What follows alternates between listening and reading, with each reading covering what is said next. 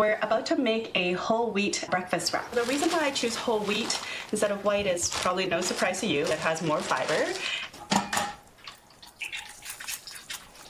Please also know that eggs are one of the top common allergenic foods. And so if your child or your baby who's starting solids has not yet tried eggs before, then you do want to give this as a singular, well-cooked item before you offer it as a mixed food with the wheat wrap, which is also another allergen. And I find that by folding the eggs from the outside in and scraping the pan quite frequently, it adds a little bit more air into the egg. Firstly, when you shop for cheese, one of the ways to make sure they're making a healthy choice, especially if you consume a lot of cheese, is to look at the packaging. It's generally in the bottom corner of sorts, and you want to look for something that says, you'll look for the percentage MF. It stands for milk fat.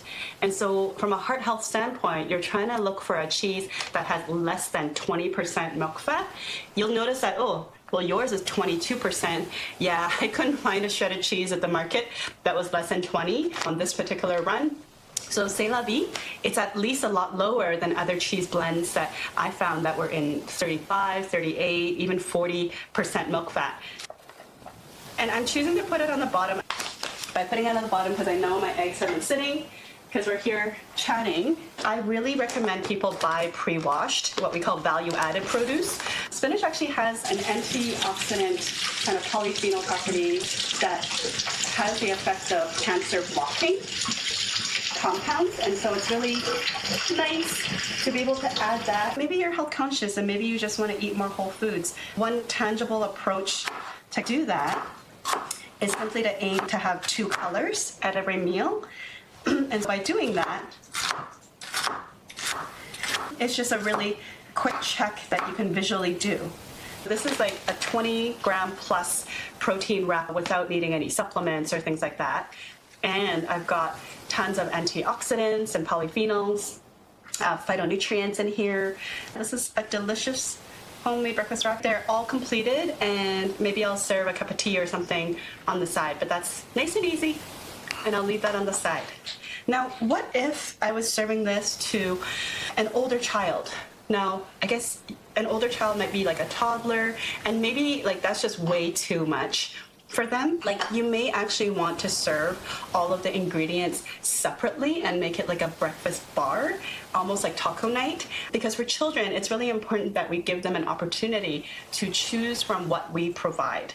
Their responsibility as children is to decide if they're going to eat at all and how much they're going to eat. You're not out there to bribe or coerce, and we need to just bring back some joy in the dining table by not giving any pressure. What if you have a baby that is 6 to 12 months, has, maybe you've already started solids, and I'm going to make the assumption that you started solids and that you've tested all the common food allergens and that you're not worried about any food allergies. So your child can consume it all. Even still, how would you prepare it so it's safe for them? Well, something like, let's just say 6 months old, whole wheat tortillas like this can be a little gummy. So even though it's appropriate for you to give them small amounts of this that they can handle, like maybe I would just cut this into strips. And the concept is this, is that the smaller, like the younger the child, it might seem a little counterintuitive, but the younger the child, the bigger you actually need to make certain strips. So like imagine that your 6-7 month old is just not quite developing the pincer grasp yet, because they probably won't develop that until they're maybe 8 to 9 months old. Like they really are just grabbing things like this. And if that's the case, then you're cutting things that are about like an adult 2 fingers wide, like that. And you want to cut it so that the length is sort of big enough that their little baby hands can kind of grab it and still have a bit sticking out to bring it to their mouth. And they're not quite chewing because they don't have teeth, they're more like gumming it. But this can be like quite gummy. So if you feel that, oh no, for your baby, it's not really working out, you're worried about the gumminess and leading to choking, then maybe you're better off doing sort of a whole wheat toast instead and lightly toasting it, because drying out the bread will make it less gummy and decrease that issue. Okay, so you can totally switch just for baby to do that. But the other ingredients, how would you modify it? Well, children that are only 6 to 12 months old cannot have raw vegetables. So this is like a no-no. But what you can do is you can heat it up, pan fry it, cook it until it's totally soft, and then you can use the knife, like pretending this is all cooked through and soft. Then you can just mince it, or if it's so soft that you can use a fork to mash it up, then it would be cooked mashed veggies that you would offer. And that's how you could do it. In terms of leafy greens, again, it's a raw vegetable, so you can't just offer that to baby. You would cook it down and saute it until, again, it's nice nice and cooked, but not overcooked, so still vibrant green. And then you can just mash it up, puree it, or keep it a lumpy texture, like wherever your baby is at, and do that. Little strips of this grated cheese. It's actually pretty hard for a baby who hasn't mastered the pincer grafts yet, because you can just imagine, like, how are they supposed to grab something like that? But once they are about 8 to 9 months or have the ability developed, you can honestly, on their little baby tray, just scatter a little bit of this, and then baby will just kind of like learn how to grab these little pieces of cheese and bring it to their mouth. And unlike adults, babies do not need to watch their saturated fat content. In fact, it's better to give whole milk and varieties or whole dairy food options to babies, as they need all those additional nutrients, calories from fat to help them grow, because they're growing so much that we do not need to watch that fat intake. And then in terms of the meat, again, once they develop that pincer grasp, what you're going to be able to do, like this is thinly sliced turkey. I would not recommend giving babies highly processed ham or pepperoni or bologna, those kind of options, but this is just thinly sliced roasted turkey. And what you can do, again, if they're old enough and have the developmental ability to grab, like you can just cut them up into these smaller pieces, just like the grated cheese.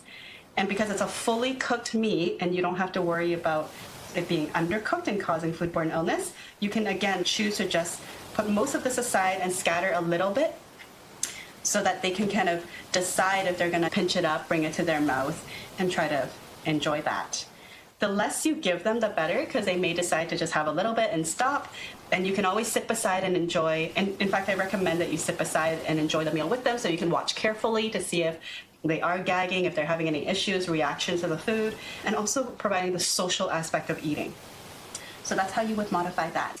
If you did want to make this Mexican inspired, you can serve some salsa on the side, because believe it or not, depending on the kind that you're buying, salsa can actually be an interesting way for you to incorporate and encourage kids to have more vegetables, because ingredients should pretty much be water, tomatoes, and onions, and it does actually have different vegetables in here just to expose your child to more flavors. Now obviously you got to watch the spice level.